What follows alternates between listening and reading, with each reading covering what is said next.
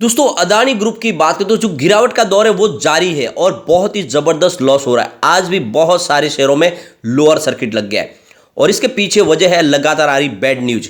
आज भी दो बड़ी बैड न्यूज निकल के आ रही है, एक इंग्लैंड से निकल कर आई है और दूसरी यूपी से निकल कर आई है। और इन लगातार आ रही बैड न्यूज ने मामला पूरा बिगाड़ दिया है। एक तरफ तो आप देख सकते हो कि जितना विपक्ष है वो सारा का सारा लगातार लोकसभा और राज्यसभा की कार्रवाई होने नहीं दे रहा है, वहां पे कह रहे कि जेपीसी का गठन कीजिए। और दूसरी तरफ ये आ रही लगातार बैड न्यूज। ये जो सारा मामला है ये कहां पे जाके रुकेगा? क्या ऐसे ही आगे भी बढ़ता रहेगा? क्या ऐसे ही इसमें लॉस होने वाला है लोगों को? तो क्या करना चाहिए आगे? इन सारी बातों को समझेंगे इस वीडियो के माध्यम से। सबसे पहले अगर हम अदानी पावर की बात करें तो यहाँ पे 182 पर स्टॉक आ चुका है, 5% का लोअर सर्किट लगा। ये बहुत खराब बात है, स्टॉक लगातार गिर रहा है और सीधा सुबह खुलते ही बाजार लोअर सर्किट लग रहा है। अदानी विल्मा लिमिटेड की बात करें तो स्टॉक 379 पर आ चुका है, 5% के लोअर सर्किट के साथ। अब आप देख सकते हो जो स्टॉक एक समय 800 रुपये के आसपास था वो अब 300 के आसपास आ चुका है, यानी शुरुआत जहाँ से हुई थी धीरे धीरे स्टॉक वहीं पर आना शुरू हो चुका है।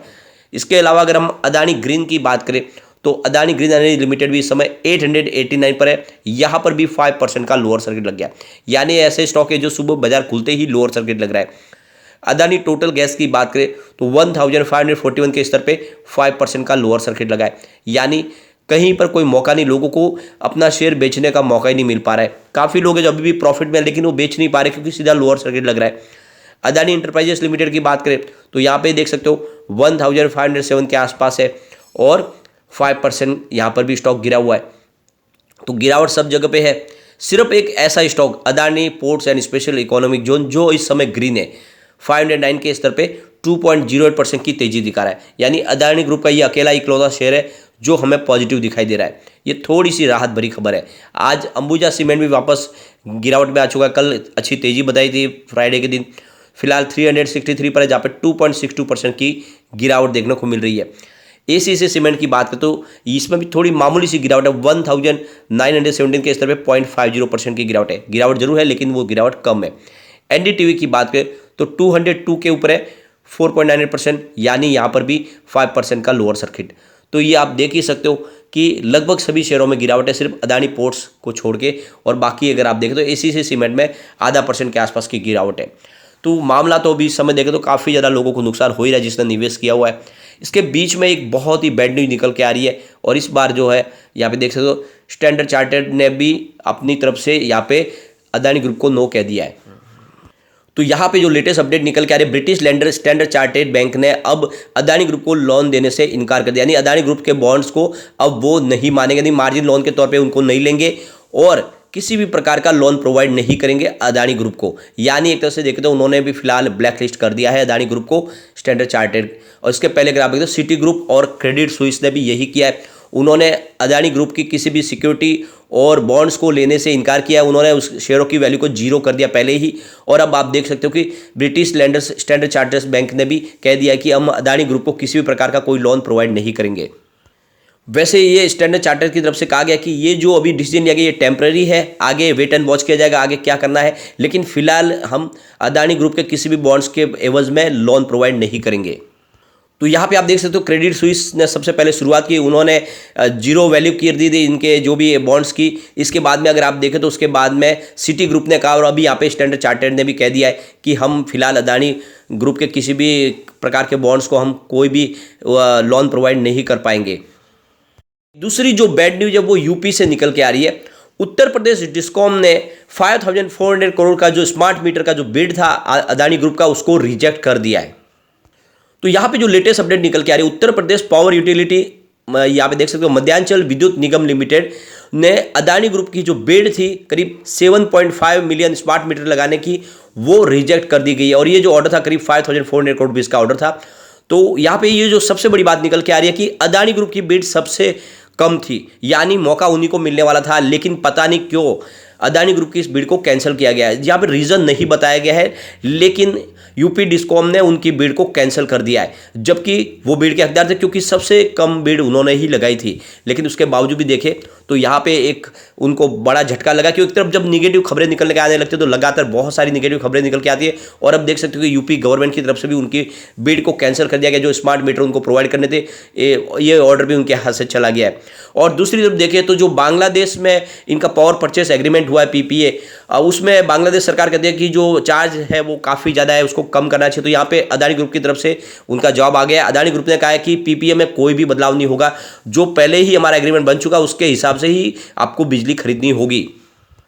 तो अदानी ग्रुप से यहाँ पे कह दिया है कि किसी भी प्रकार का इसमें एग्रीमेंट के अंदर रिवीजन नहीं होगा, जो पावर परचेस एग्रीमेंट बना उसके हिसाब से ही आपको बिजली खरीदनी होगी, ये क्लियर कर दिया गया है।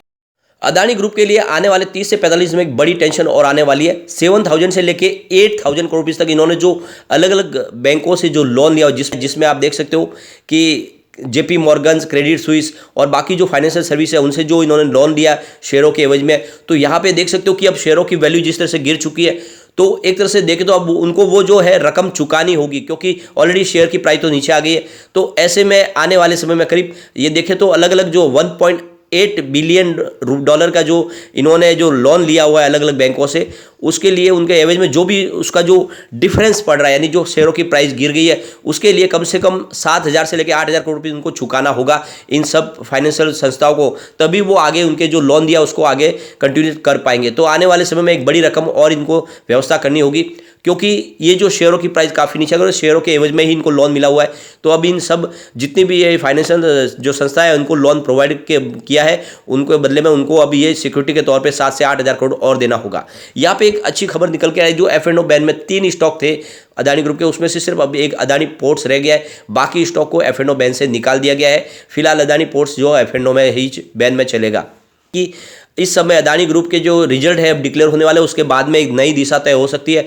तो अदानी ट्रांसमिशन का रिजल्ट आएगा आज, उसके बाद में देखें तो अदानी पोर्ट्स और अदानी ग्रीन के रिजल्ट कल डिक्लेयर होंगे, और उसके बाद देखें तो 8 फरवरी को देखें तो अदानी पावर का रिजल्ट आने वाला है। और रिजल्ट अगर पॉजिटिव होंगे तो इसके बाद में जो गिरावट का माहौल है वो थोड़ा सा थमता हुआ दिखाई दे सकता है, उसके बाद एक फिर से बाउंस बैक की संभावना बन सकती है। तो नजरें अब रिजल्ट के ऊपर होगी, जैसे रिजल्ट डिक्लेयर होगा उसके बाद में कुछ पॉजिटिव संभावना बन सकती है। यहाँ पे देखें तो LIC के बाहर और SBI के बाहर प्रदर्शन का मामला अब तूल पकड़ रहा है, क्योंकि यहाँ पे जितनी LIC की अलग अलग यूनियन है उन्होंने एक तरह से कहा है कि सरकार के खिलाफ आप जो इस तरह से अपनी राजनीति करना चाहते हैं वो करें, लेकिन इसको LIC को इसमें साथ में न घसीटे। LIC ने अपने लेवल पे अपने प्रॉफिट और लॉस को सब देख के हम किसी को भी लोन प्रोवाइड करते हैं या फिर हम अपना निवेश करते हैं, तो LIC ने जो भी इन्वेस्टमेंट किया हुआ है वो सारा सुरक्षित है और इसमें किसी भी प्रकार की आपको राजनीति नहीं करनी चाहिए। ये सारी यूनियन का कहना है, जो LIC की अलग अलग यूनियन है। LIC की यूनियन का कहना है कि हम जो भी इन्वेस्टमेंट करते हैं, कहीं भी शेयरों में करते हैं या फिर कहीं पर भी करते हैं, तो उसको हमारे जो भी पॉलिसी धारक है उनके हितों का ध्यान रख के ही हम दीर्घकालीन निवेश करते हैं। और इससे इस समय शॉर्ट टर्म में जो प्रॉब्लम है उससे कुछ फर्क नहीं पड़ता, क्योंकि शेयरों की प्राइस तो बढ़ती घटती रहती है, लेकिन उससे हमारा जो निवेश है वो पूरी तरह से सुरक्षित है, क्योंकि हम 80% जो भी निवेश करते हैं वो सुरक्षित रखते हैं अलग अलग जगह पर, जहाँ पे सिर्फ 20% हमारा जो निवेश होता है वो इक्विटी में होता है। तो ऐसे में इसमें कोई रिस्क की बात नहीं। और सिर्फ एक अदानी ग्रुप में तो हमारा जो निवेश 1% से भी नीचे, और ऑलरेडी हमने जो निवेश किया था उससे अभी भी हमको ज्यादा प्रॉफिट मिल रहा है, तो उसमें कोई चिंता की बात नहीं है। और इसीलिए आपको ये जो भी राजनीति करनी है वो अपनी करें, LIC को इसमें न घसीटे, ये उनका क्लियरली कहना है।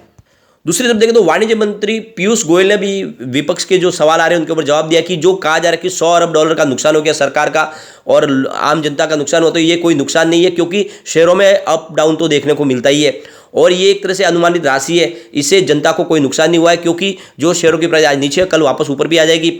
और इसीलिए किसी प्रकार की कोई ये भ्रम की स्थिति नहीं पालने की जरूरत नहीं है इस समय, और सब मामला पूरा का पूरा कंट्रोल में है।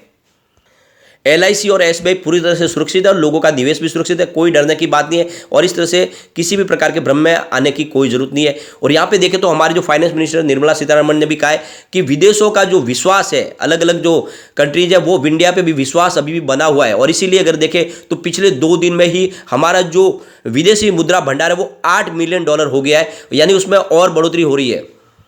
तो कोई विश्व में कोई ऐसा देश नहीं जो भारत के प्रति उनकी कोई छवि में बदलाव हुआ है, वो आज भी यहाँ पे इंडिया में निवेश करना चाहते हैं, तो कोई फर्क नहीं पड़ता है। यानी कुल मिला के खबरें इस समय पॉजिटिव है, लेकिन प्रॉब्लम है तो सिर्फ अदानी ग्रुप के लिए, क्योंकि लगातार बहुत सारी जो फाइनेंशियल संस्था है वो इनको इस समय ब्लैक लिस्ट कर रहे हैं और इसीलिए हमें वेट करना होगा इन रिजल्ट का। अगर रिजल्ट पॉजिटिव आएंगे तो कुछ संभावना पॉजिटिव बन सकती है, तो इसलिए हमें आने वाले रिजल्ट के ऊपर ध्यान देना होगा। लेकिन फ्रेंड, कोई भी इन्वेस्टमेंट करने से पहले अपने फाइनेंशियल एडवाइजर से बात ले ले या अपना खुद का रिसर्च करें, क्योंकि मैंने वीडियो आपके एजुकेशनल पर्पज के लिए ही बनाया। वीडियो पसंद आए तो लाइक से जरूर कीजिए और चैनल को सब्सक्राइब कर दीजिए। Thank you friend.